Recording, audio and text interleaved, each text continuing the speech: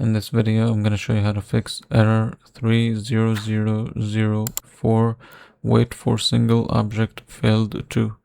So first you need to open CMD, run as administrator.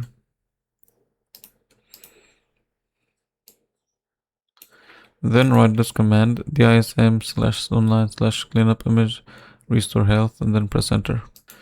And then sfc/scan now, and it's gonna take a few minutes. Once it's done, you can close this down. Now go to this PC, C drive, Windows.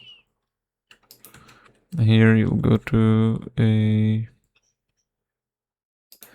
System32. So find System32, and then here go to drivers.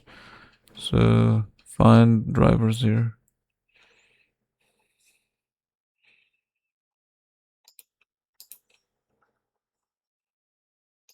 So inside drivers, you might find a folder here, and it's called like anti-cheat service.sys.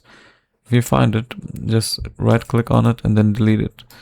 So it's going to be called anti-cheat service.sys. So if you did find it, just make sure you delete it.